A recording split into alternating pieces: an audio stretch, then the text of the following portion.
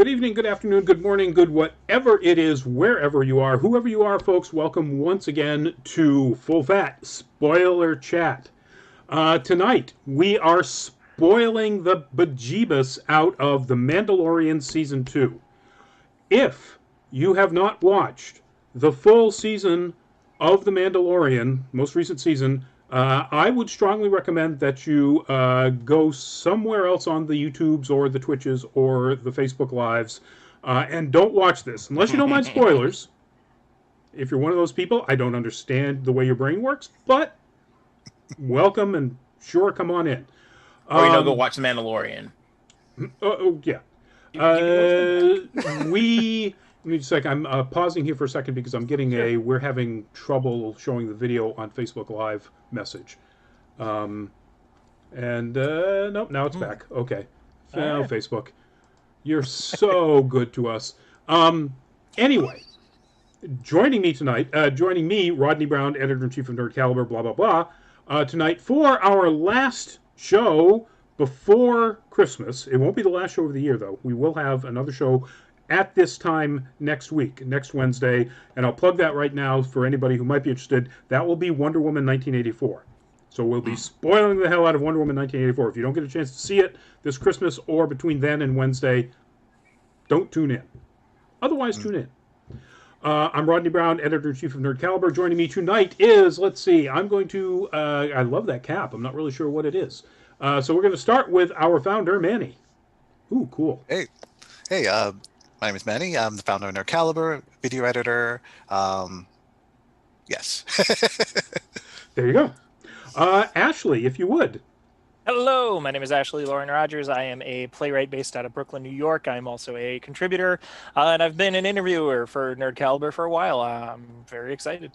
Awesome, and I love the Untitled Grogu game background. I just realized what that is. That's wonderful. And Byron, if you would. Hi guys, Byron McNeil, aka Byron D0. I'm on various things on the internet. I am a contributing writer. I do video content, social media.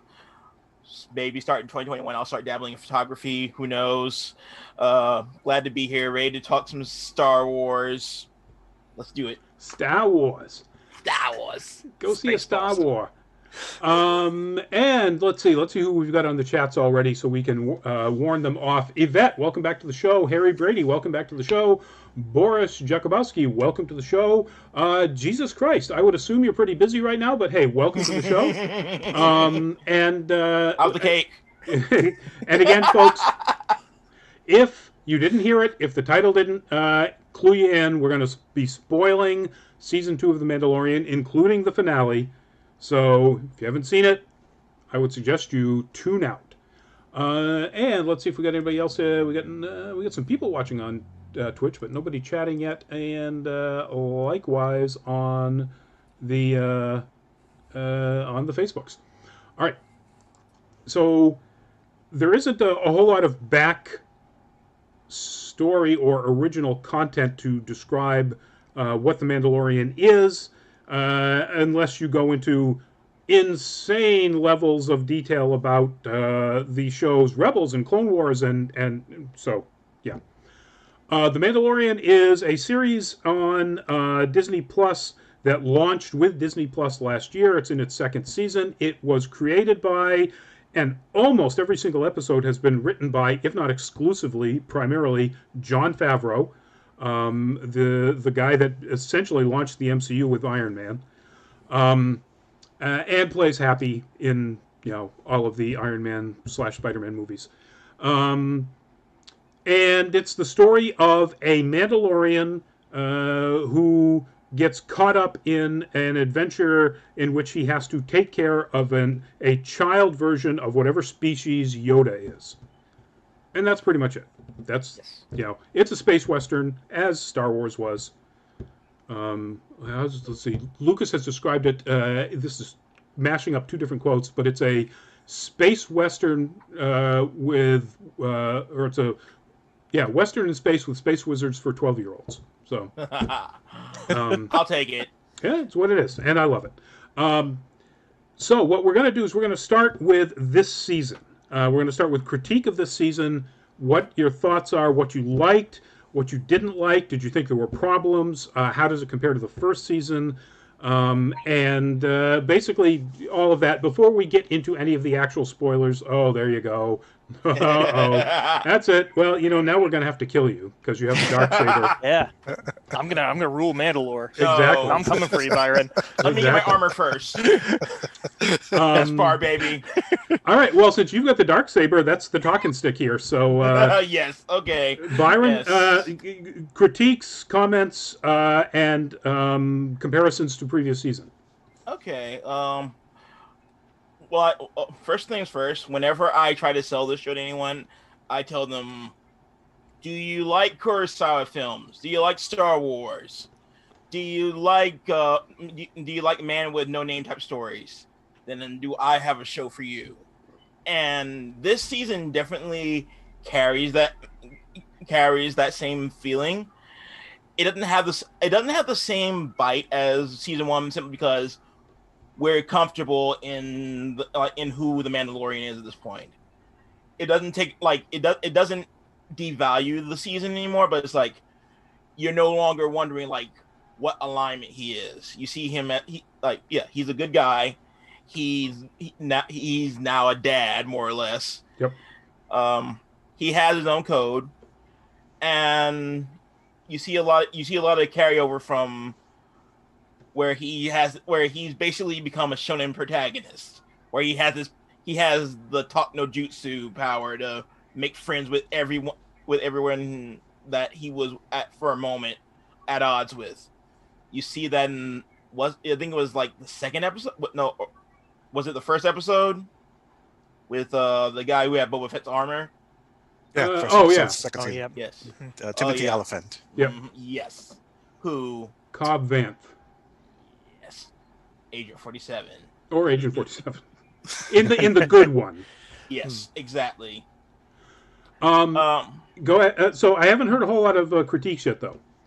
Okay. Other than the fact that it's a little, and if you don't have any, that's fine. But other than the fact that, as you say, it's a little less edgy than the first one.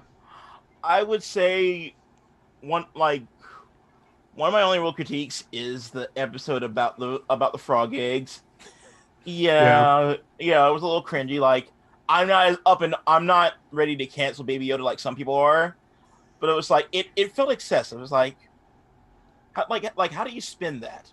Right. If you're going to write a filler episode, and that's really what it was, because nothing in that episode has any further follow-on effect.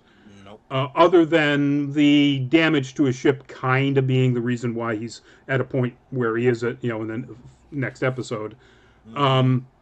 So why would you write a filler episode that is that disgusting, basically? Yeah, I get that. Yvette, my birthday is 6 days after Christmas. Well, then, early happy birthday, Yvette. And anything on My Hero Academia. That's not this show, Yvette. That was last night's Nerd News Live. And I can tell you since then, I haven't seen anything further on it. But this show is just going to be about The Mandalorian. And particularly Season 2. So, Ashley, same questions about Season 2. Yeah, on the whole, the season was very well executed. I think that there was a lot of really interesting character moments. I think that there was a lot that we got to explore. I think my favorite arc was seeing the Mandalorian, and apparently, talking to other people that really watch a lot of the Star Wars materials, they were saying that this idea that Mandalorians can in fact remove their helmet was new to me. So when I saw from season one, we're seeing nope, can't remove the helmet, it's a Mandalorian thing, this is the way. It's okay, you accept that as fact, that's how that is. And then when you see other Mandalorians, first Bo-Katan. First Timothy Oliphant taking off the helmet and being oh no, this is different, and then to be clear, Oliphant isn't a Mandalorian. Yes. Never was. He's just a sheriff in some podunk town on Tatooine. Yeah. So more the point I was getting to with him was that first you see him doing that and you're oh, well, he's not actually a Mandalorian. Oh, okay. And then later we see these other characters who are actually Mandalorians and they're taking off their helmets, and you're I as a viewer had to question wait, So does that mean that they're not? Does that mean that they're lying to our Mando? Does that mean, like, what does this mean? Oh, so for me, there was a lot of intrigue throughout the season. And one of those Mandalorians was played by Sasha Banks, one of my absolute favorite professional wrestlers. So for me, that's what immediately I was there for the season. Unfortunately, the major issue that I had with the season, and this is, if you are the type of person who can disconnect from people that are playing the characters, then fantastic, respect. Boy, I wish I could do that. But there are so many issues. Especially I as a trans person, but that a lot of the people involved in the show have, that I had a hard time separating that. So even though, like, I'm putting my my brain, my critique brain on saying this is a very well executed episode, this character went through a really good arc, this is interesting the way that they feeded that, there was a certain sense that I was just watching it going, all right, well, there's Bill Burr, okay, oh, Rosario Dawson, okay, I wonder how that lawsuit's going, okay, fight scene's good, yeah. So for me, like, and I guess this is the end of the Mandalorian, even though the universe is going to continue, or no, Nope. there's going to be more. This is the last season I'm going to watch Mandalorian. So, right. So one thing, Favreau has made it clear that the announcement at the very end of the season, or at the end of or in the mid credits, about the Book of Boba Fett is not a replacement for The Mandalorian. It is a separate spin-off, and The Mandalorian will have a season 3 and beyond. Okay, then I will have to see who's involved, because a lot of, even like Bill Burr being in season 1 and like a couple of other folks being in season 1, I was like, all right, well, I like Taika Waititi. All right, well, I like these other people. And so for me, it's a constant, like, okay, does my love for Taika Waititi supersede my dislike for Rosario Dawson and my dislike for whatever her name is, MMA fighter, Gina Carano. Carano. I can't even bother to remember their names. But yeah, like, so I found myself having that issue throughout the whole season, and if I were to guess, I would say, well, we know that Rosario Dawson, who may make an appearance in upcoming seasons, is going to get her own show. So there's going to be an Ahsoka spinoff. Ahsoka spinoff. So we don't have to worry about that. Yeah, and the same thing with Bill Burr and Gina Carano's character. Possibly, that's my theory. I've not seen anybody confirm that or even back up my theory. But my theory is Rangers of the New Republic is going to be about Gina Carano and Bill Burr. As basically like Texas Rangers. And in which case they would also then not necessarily be in any coming seasons. The implication and the biggest, odds-on favorite out there is that follow-up seasons of Mandalorian are going to be about the fight for Mandalore, and who holds the Darksaber and so on. And they've certainly seemed to have set that up pretty clearly with the end of this, everybody kind of forgets that part about it where Bo-Katan refuses to take the Darksaber because in her mind it has to be apparently delivered through combat. And because of the big reveal at the end of who came in and took Grogu away. So, but that's there as probably the setup for follow-on seasons. Which would make sense because he really didn't, like, that particular narrative is complete. Right. So, I'm also curious how many people are going to leave now that Baby Yoda is gone. Honestly, like, legit. Like, I'm curious. I want to know, because that was like, they really, that's what kept me going with this, was this Baby Yoda, and it was just like fascinating. That is true. And if they, okay, I'll just finish this before I get to Manny. Poor Manny's been sitting there. They have taken so much time developing Din Djarin's character as a dad, and suddenly his purpose of being a dad is gone. Now, there are all sorts of interesting things they can do with that, like the fact that he, as you mentioned with the helmet coming off, he discovered that he's basically part of a really fundamentalist, crazy religious cult. So, how he deals with that, in addition to the rest of discovering more about Mandalorian culture, could be really big and important. But yeah, the toy is gone. So, All right, Manny, your critiques, criticisms, comparisons. I enjoyed the show, second season. I like the Western slash samurai feel of it. Same thing as the first season. I thought the tone of it was the same. Um, I do like that despite that one, they were trying to incorporate the lore to fit it to the rest of the Star Wars universe, and at the same time trying to launch some new shows. That despite that, they were able to keep the core story intact. A lot of shows tend to fail at that whenever they try to. You've seen those episodes where they try to introduce suddenly these new characters and everything, and you know they're gonna have a Arrow. spin-off. Oh yeah, yeah, that's a yep. Um, so I thought they handled that very well. I really enjoyed the core story. Yeah, I loved the extras. I loved the ending. I was really surprised by that because when I saw that, I was saying to myself, okay, it's not going to be him. It's someone else. It's going to be either Ahsoka or some other Jedi or something like that. It's not going to be the guy. And it was. And I Now, was like, wow. this is a spoiler show. You can say Luke Skywalker. Jar Jar Okay. Binks, y'all. It was Jar Jar Jar Jar Binks. It was Binks. Jar Jar Binks. Surprisingly, he went from senator to Jedi. And yeah. No. Um, Used to save Baby Yoda. No, all right, go on. Sorry. But yeah, that Luke Skywalker, I thought that was fantastic. Some people complaining about the CGI. I didn't care. The fact that he's part of the story, maybe I was surprised how much I enjoyed this more than the new trilogy. And I don't want to be one of those guys that harps about how about the trilogy and everything. My main problem with the trilogy is that the story wasn't very even, like because they had different directors and different showrunners almost for those movies. But this was constantly one or two people's vision for the show, and I thought because of that, and because that they respected the lore, but all the same time made these episodes so that anyone that is not familiar with Star Wars, like I haven't seen the Clone Wars animated series, but I seeing the show. The service. Oh no, I know it's on my list. It's among many other things, and I heard it's very good. But not so much. but I feel like I didn't have to know. I had to watch all the episodes to know what's going on. I had a good idea what was happening,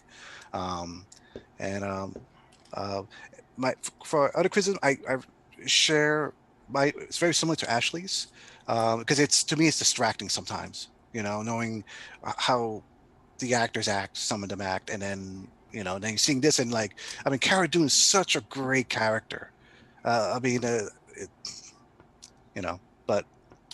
is what it is. It is what it is, sadly. All right, so for me, I pretty much I agree with most of what everyone has said, with either some expansion or slight contradiction. I agree with Byron that it was less edgy because of the fact that one, you didn't know for sure in the first season whether Din Djarin was going to be a complete good guy. He was always sort of on the fence of whether or not he was just going to drop Baby Yoda off somewhere, Grogu, that we now know, until the last couple of episodes, and then it really cemented that clearly he wasn't going to be that guy. There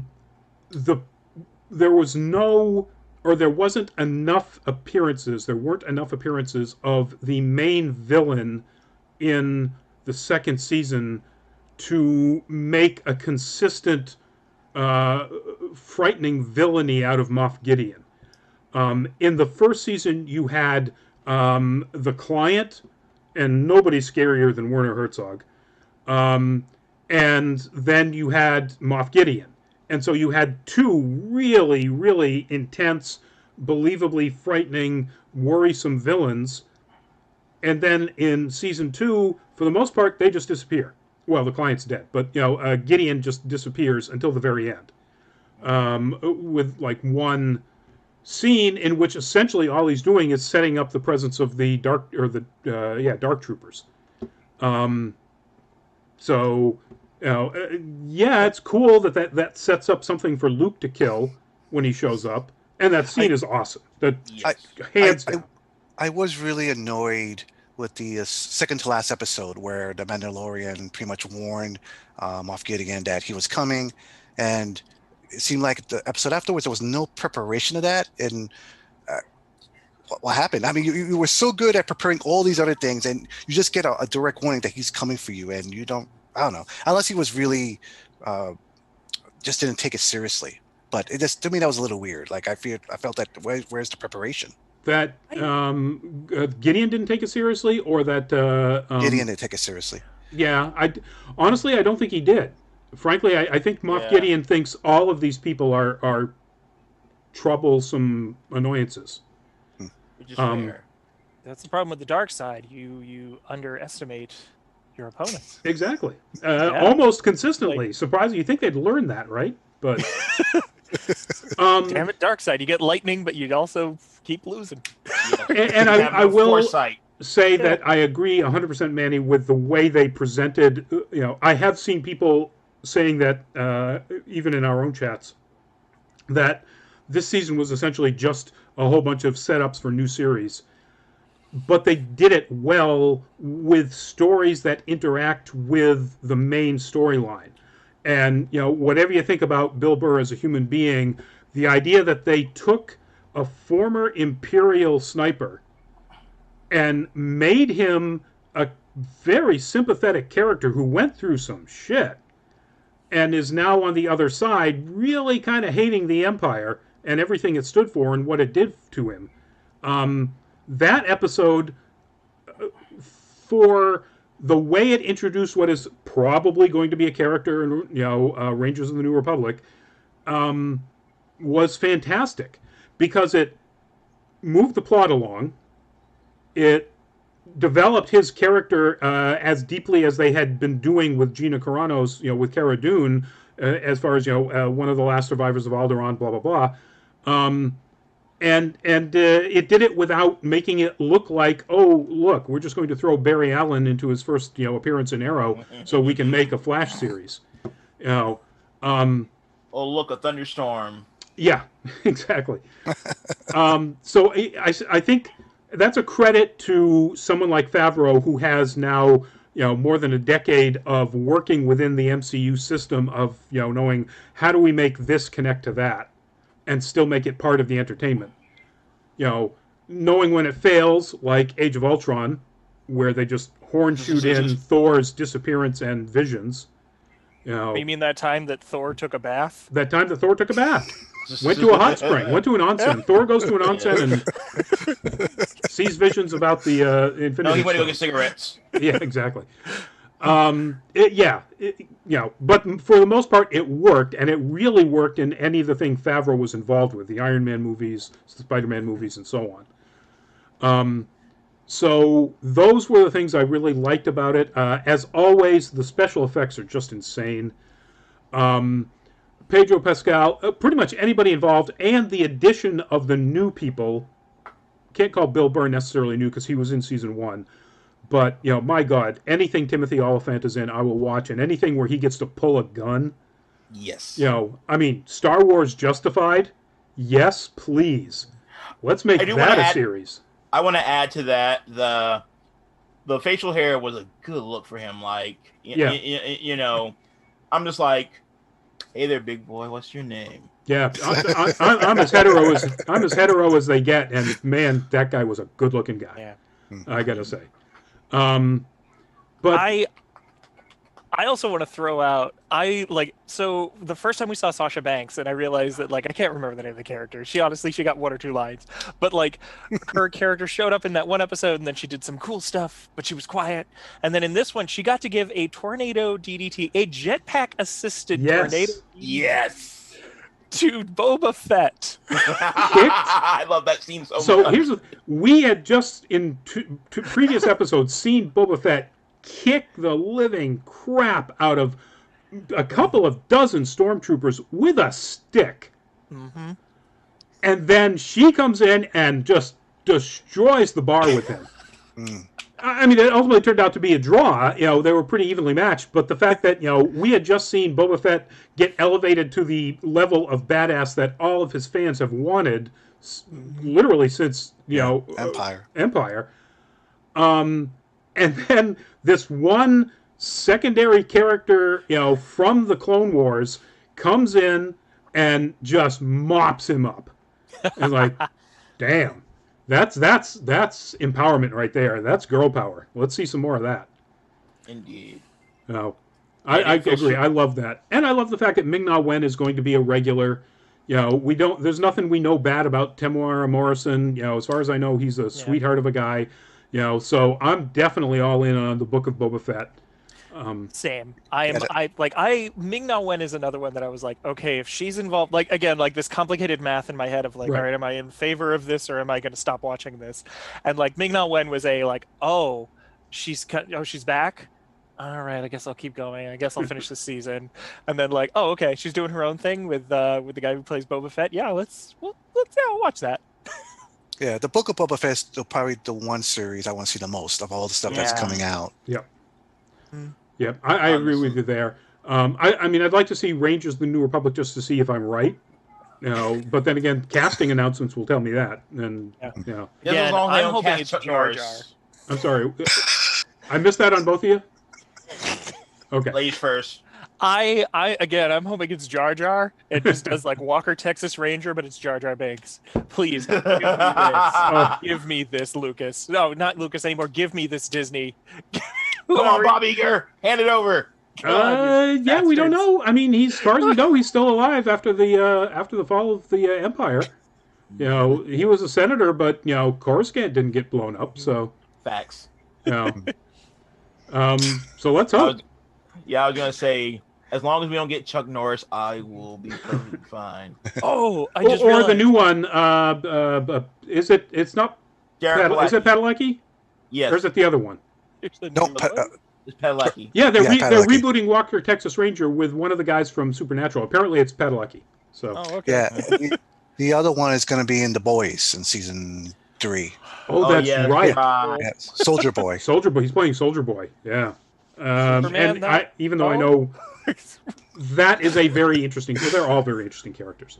But yeah, I'm curious to see what's going to happen with season 3 because I felt that season 2 wrapped up some major storylines, and I'm really glad they did that. I was expecting 7 seasons of.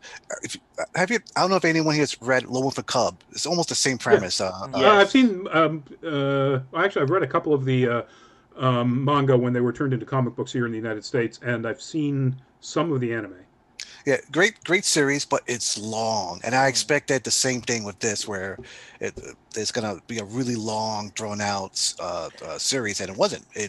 Everything really wrapped up end of season 2. So I'm very curious for season 3. I agree with you, Rodney, about I think the Mandalore is going to be the main focus. I don't see them leaving Grogu out of it. I think something's going to happen. Maybe it's going to be a flash forward event where a couple of years may pass and then they'll reunite or somehow. I just don't see the Baby Yoda not being in the show. He's just too integral. Yeah. They also I don't know. I mean, unless somehow Luke loses him, he just got handed off to the most powerful fighter in the entire galaxy. Gonna be tough for him to disappear. Yeah, I did find I found this very interesting dialogue on Twitter about the person that Luke is when he finds Grogu, and if his interaction with Grogu somehow entails to the shift of his perspective in Last Jedi, maybe we could see something like that. Yeah, but then Luke would have to be a regular character, and it's not the Luke show; it's the Mandalorian. Yes. Ashley, you were about to say something? Yeah, just kind of to Manny's point about this idea of like, this is probably going to be an entire series about the Mandalorian and the Baby Yoda. And they even set up in the beginning like, he's kind of like 70 human years old, I think was the specific. 50, and so 50. It's like 50. Yeah. So they literally set up that this could be a baby for at least 2 decades before like we even need to worry. Like with a human baby, if you cast a human baby and you want them to be a baby for 10 seasons, you got to keep recasting that baby. Yep. With a puppet, saying, hey, he's 50 years old by human standards. That means you've got a good whatever you feel like to say, oh, no, now he's a teenager.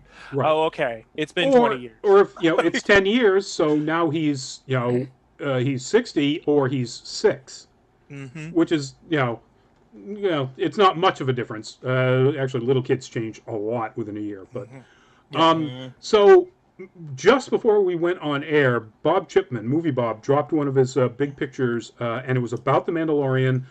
And in it, he speculates that Baby Yoda, that Grogu was created, if not very specifically, at least now very specifically, for Chapter 10. That they now have a post-Skywalker saga hero, which would be amazing, who will be in their years, essentially a teenager, by the time all of the events at the end of Chapter 9 happen. And I read that, or I saw that on YouTube and just went, holy crap. I can't say that's not right. It certainly fits everything they've set up. How do we feel about that? If Baby Yoda, if Grogu essentially disappears aside from maybe an occasional appearance, for the rest of the Mandalorian, and for years, because we know they're not making any other Star Wars movies except Rogue Squadron. That's the only thing that's been announced on their schedule so far. And whatever it is Taika Waititi is doing, where he says he's literally going to ruin Star Wars. I'm so excited. Ruin it, Daddy. Yes, yes, exactly. Then how do we feel about the fact that he may be pulled off from the Mandalorian completely to set himself up as, or to be set up as, the next trilogy? Only if Jon Favreau is taking the helm. Anybody other than J.J. Abrams, frankly.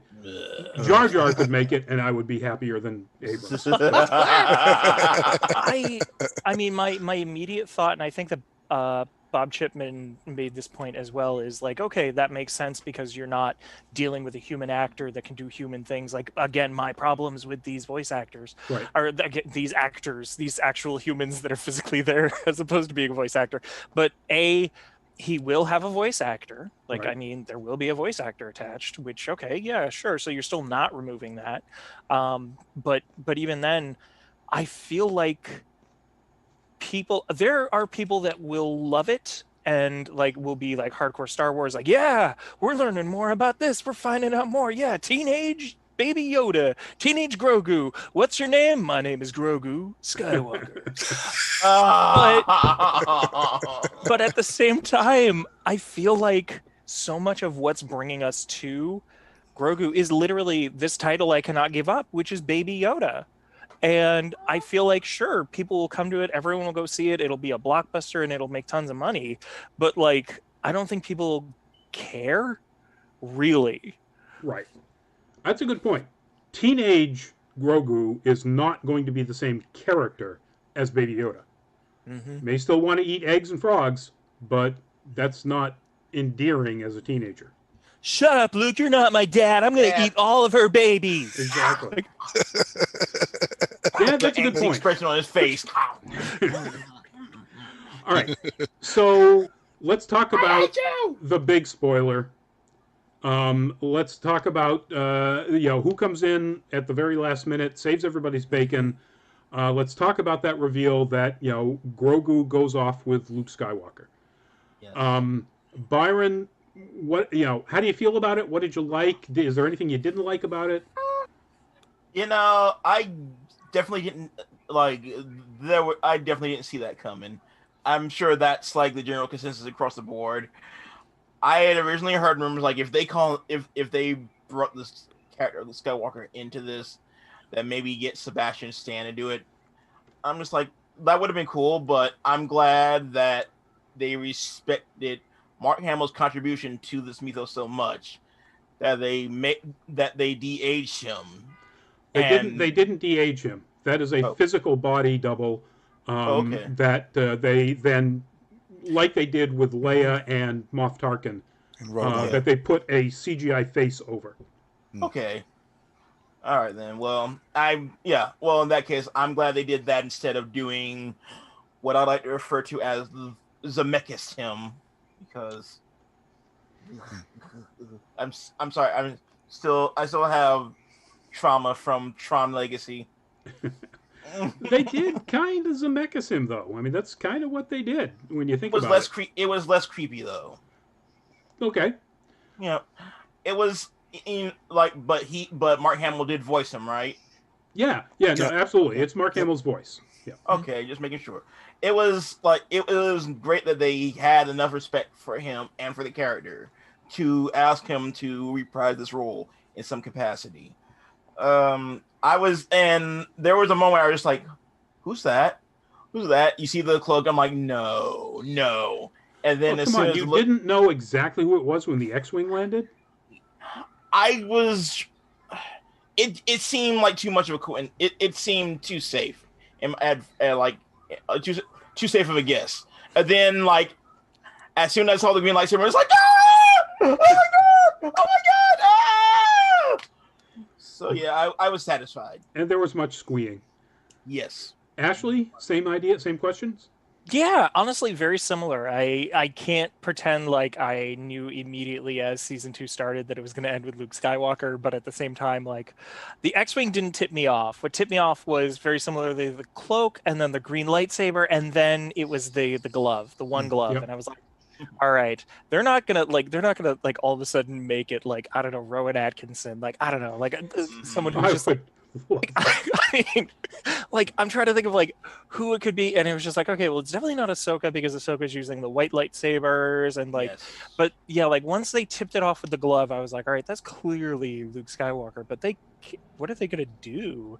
And yeah, I'm here for it. I think that that's good. I think that especially that cyclical nature of Yoda being the one to train Mark Hamill, and now Mark Hamill training Grogu. God, I hate that name. You can call him Baby Yoda. Everybody will know okay. by that. So I just hate calling him Grogu. It's his name. Respect to the name. Yeah. Put some respect on his name. But I feel like Baby Yoda as a title is a respectful title. But that idea of Luke being able to be the one that trains this Baby Yoda type character is absolutely something great for the show and for the series. So, Manny? I did want to add one last thing. I feel like having Luke's character would be the equivalent of having Mickey Mouse making an appearance on DuckTales. Oh, I thought you were gonna say like, I'm gonna train this Baby Yoda. Oh god, it's gonna make me a lot of money. Oh god. Oh, Donald and Jar Jar training him. That's the team up that we didn't know we needed. That's the Tango and Cash that we didn't know we needed. Hell yes. Manny. I hate everything. It's been a long time since I've seen a show like this that delivers on fan service so well. Usually you don't get this. I mean, if you would have told me 10 years ago after, or even 20 years ago after I saw the prequels, that don't worry, one day it's going to be this great television show, and then the second season they're going to have Ahsoka, and well, Ahsoka wasn't really created back then, but they're going to have Boba Fett and Luke Skywalker, and all these things going to happen. I'd be like, oh yeah, whatever, that's never going to happen. But yeah, that was fantastic that they were able to wrap up that story with that character. The thing with Luke Skywalker that I think a lot of fans wanted to see was just him kicking butt. And we didn't see a lot of that. I mean, there were some great moments though in the movies, in the new trilogy, especially at the end when he was fighting his nephew. But even then, he never. I think that's one of the things. He never fights him. He dodges him. Yeah. Nonstop. And I remember sitting back going, and that's what finally gave it away to me, that there was something funny going on, with this whole thing at that fight. Is like, he's not swinging his lightsaber ever. He's just dodging him. And it got past the point where it's like, okay, well, he's doing it just to be mean. It's like, no, there's something funny going on. And so it was kind of disappointing that we didn't actually see that big combat. The combats were always Rey and Kylo. Yeah. And yeah, so now we get to see it, and holy shit. Yeah, that was great. That was fantastic. I hope they keep doing more of this. It'll be a pipe dream really to see like a Luke Skywalker series with Sebastian Stan, kind of continuing what happened to him and his growth and everything.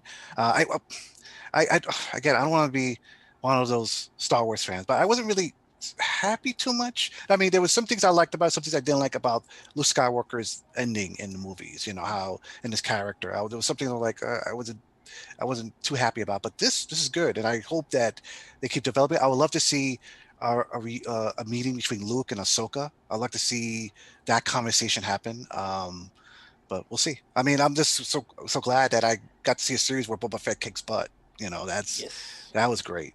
Yep. So I think I was not disappointed. I was surprised, like everybody else. I didn't think it was going to be Luke, and I agree, Ashley. You know, when the X-wing showed up, and I went, "Holy crap, really?" But then it wasn't cemented in my brain until I saw the glove. Same thing. Once I saw the glove, I went, "Oh, actually, this hand." I went, "Okay, all right, you know, that's it, done. I don't need to see the face. I know who it is." And so I would rather have been surprised in a different way, because I definitely think this was primarily fan service. Excellent fan service. That whole fight, just you know, chef's kiss, just perfect. Yes. But it was fan service, and I would like to have seen something that made me go more, "Oh my God, I didn't see that at all," as opposed to, "Oh my God, that's really awesome. Thank God, you know, we get to see Luke doing, you know, being the badass we always knew he was and wanted to be." You know, the one lightsaber battle at the end of at the end of Return of the Jedi, you know, he's holding his own against his dad. You know, the baddest badass of all badassdom, and which is not a reference to the Knights of Badassdom, although go watch that. It's nice to finally see another battle in which, you know, he gets to be that badass, and even more so because he's had, you know, extra years, you know, in between. I was a little put off by the CGI. You know, it was not as I think the CGI of Leia was not great in Rogue One. I think Moff Tarkin was actually pretty good for the most part. But yeah, they still can't do eyes. You know, that's where the uncanny valley is. You know, it's the as realistically as they try to make them, everybody's eyes move more. You know, and they can get with the motion capture of the guy's face. You know, they can get the lips and get you know, his face looked pretty good, even if it did look a little Botoxy. But the eyes are dead. And so that was a little disturbing. But, you know, once I realized that it was, in fact, Mark Hamill's voice, I was like, okay, all right, I'm good. You know, this is either a badly de-aged Mark Hamill, or it's, you know, a mocap and Mark Hamill is just doing the voice. And it turns out that's what it was. But either way, they got Mark Hamill. And to some extent, yes, Byron, it is honoring his contribution to the entire Star Wars franchise. But let's be clear, it's money. Yeah. You know, it's like, at the end of the day, yes. It's like, you know, hey, how much money can we throw at Mark Hamill? Frankly, probably didn't have to be that much. He loves this franchise. But, yes, you know, we can throw at Mark Hamill so that he reprises Luke Skywalker so that we can just blow the ever-loving minds out of so many of our fans. All aboard the cash train. Woo! All aboard the cash train. And, hey, as one of those fans, my mind was blown. You did your job. Thank you very much. But it wasn't to honor him in any way more than it was about, you know, give us that money. Yep. And then the tearing up scene where everybody the people who did an excellent job of not spoiling it and still went, "Oh my God, I'm crying," you know, here, or actually when he then takes off the helmet. You know, it didn't make me tear up as much as a lot of other stuff has done in recent media. And I think for me, part of it is that I can never get past looking at Grogu, at Baby Yoda, and going, damn, that's a good puppet. Yeah. Guidos Games, welcome to the show, and that's a lot of Ks. Luckily, it's not just 3, otherwise I'd boot you. But Kay, yeah, we are talking about the show, by the way.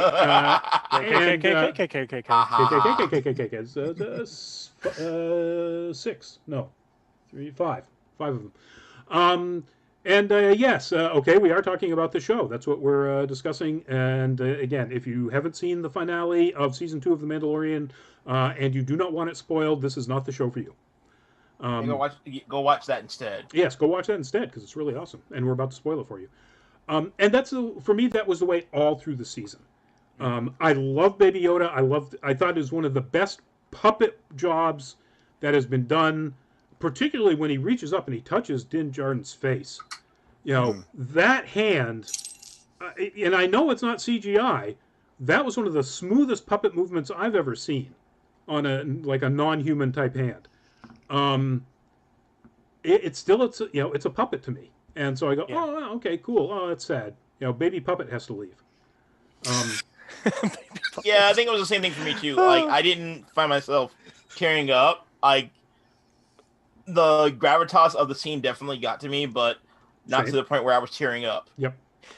You know, go ahead. Sorry. No, go right ahead, Manny. What I focused on was Pedro Pascal's face. Yep. That's what made me feel that the scene was real. His reaction and everything. Maybe if I focused on the puppet, that would have taken me out of it. But it was his face though that really drew me in. Yep. Yeah, he was amazing. He is always amazing. He was absolutely. Can you imagine emoting that well to literally the puppet that you're holding in your hand, and you know some guy is kneeling in front of you like this? You know, I mean. That's acting. Puppeteers like to mess with you too. Like having many friends that are puppeteers, like if you're in a very intense thing, then they'll just be like, "Oh hi." Yeah. Anyway, I was there for it, but at the same time, I don't know what kept me from it. It wasn't from really getting into that last moment. Just because for me, throughout the entire series, even though it was a puppet, and even though we knew it was a puppet, and even though there's this certain disconnect that we're just yeah, it's a puppet.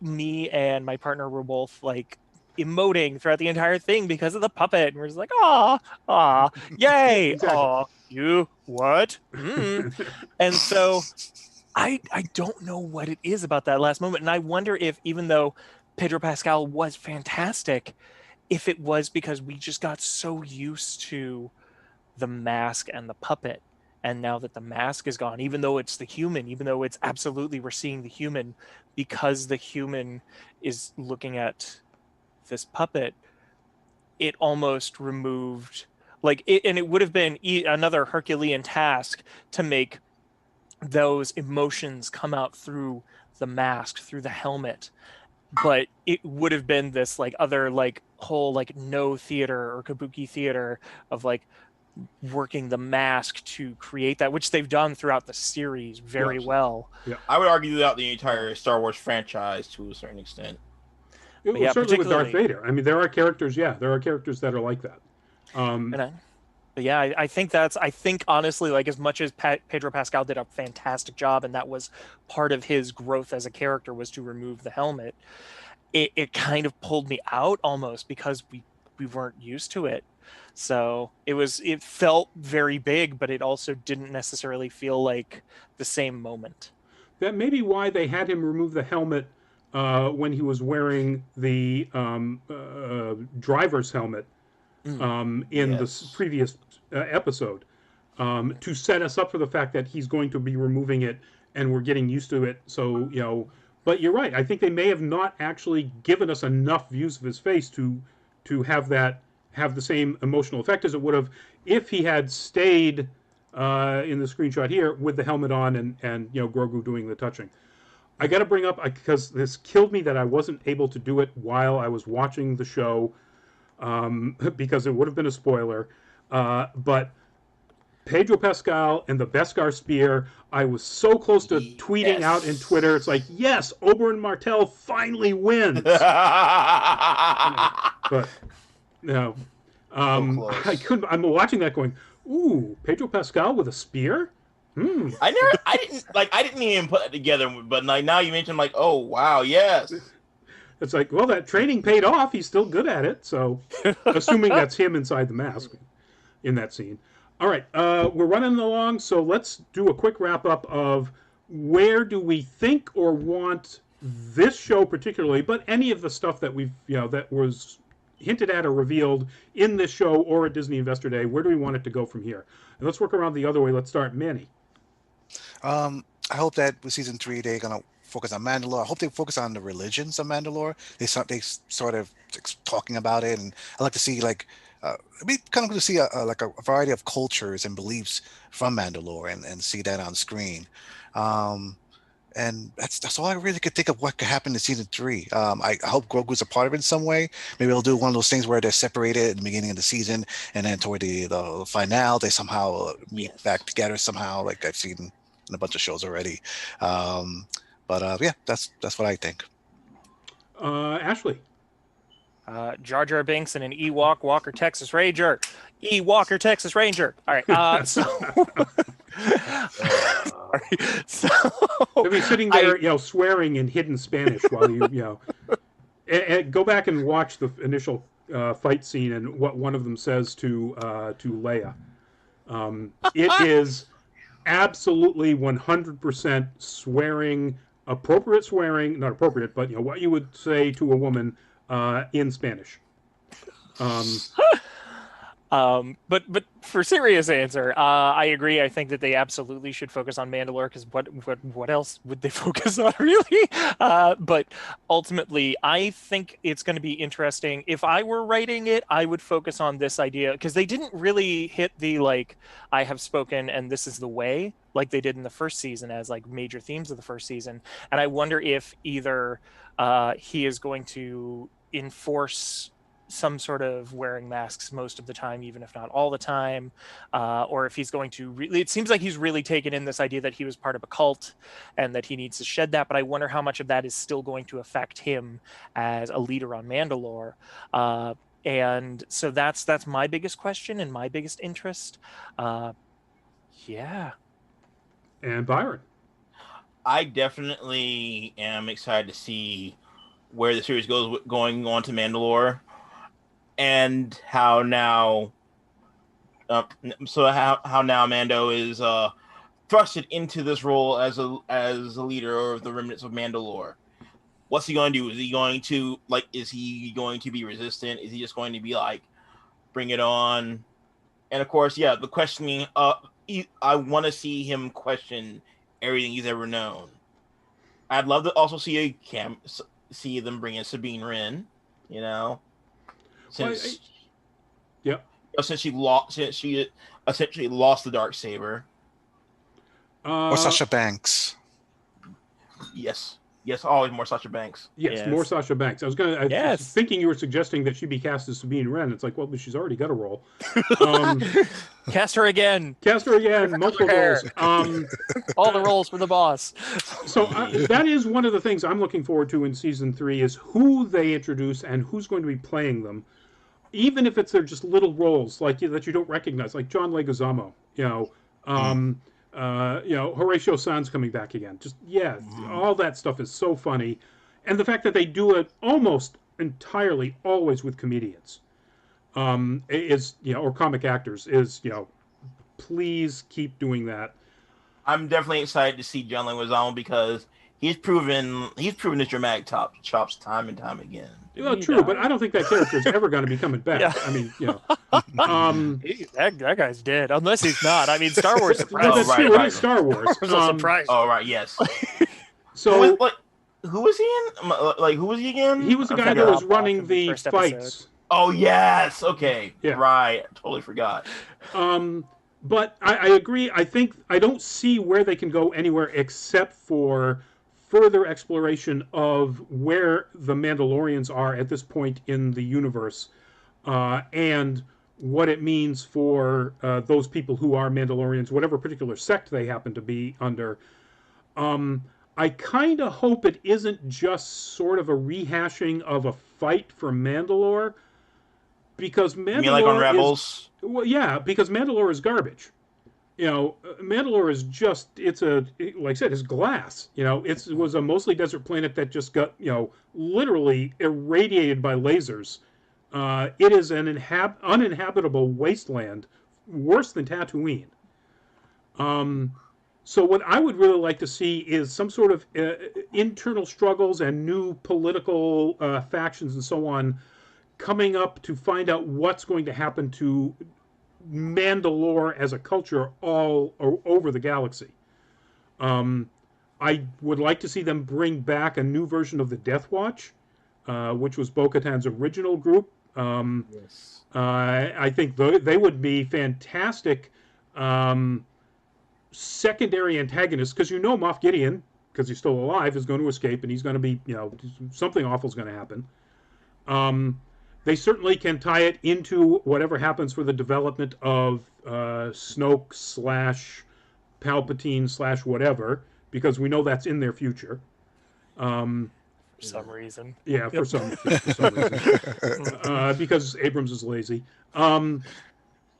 But, there's plenty of places they could take it. I want them to take it somewhere that surprises me, like the first season, and many aspects of the second season surprised me.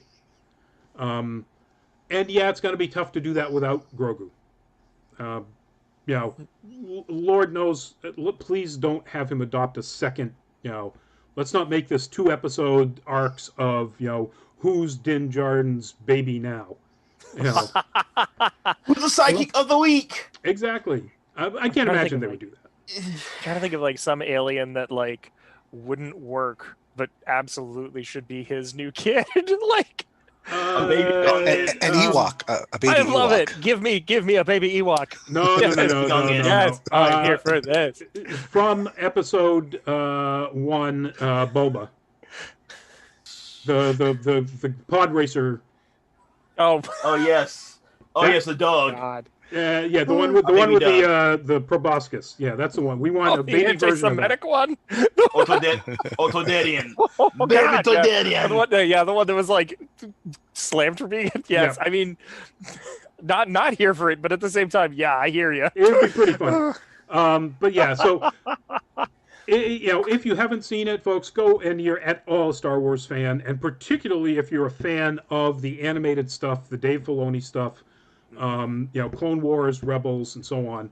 Go see this second season. It's pretty amazing. Had its ups and downs. The whole egg eating. Why make Baby Yoda a kind of genocidal carnivore? As a filler episode, doesn't seem to make any sense to me. But hey, that make him it. Maybe it was actually Grogu who turned Kylo. Oh my God! Where's my tinfoil hat? Exactly. I'm gonna take this Santa cap off and put there's a tinfoil lining inside here in case you can. Anyway, thank you, folks, for joining us in the chats. We will see anybody who wants to join with us next Tuesday for Nerd Week Live. There'll be plenty of news, I'm sure, between now and then, even with the Christmas holiday coming up.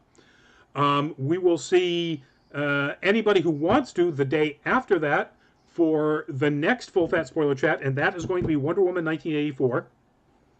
So if you've seen it, I'm excited. Or if you don't mind spoilers, join us.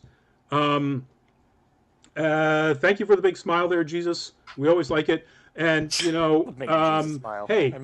a couple of days from now, Jesus, happy birthday. Feliz cumpleaños. Exactly. So for me, Rodney Brown, Merry Christmas coming up. Happy holidays. If I don't see you, please, everybody, stay safe. And everybody else, Byron. Bye, everybody. Ashley. Goodbye. Goodbye. I don't know why I decided that's final, but yes. And Manny. May the force be with you. Oh, there. Always. Perfect sign off. Good night, also folks. with you.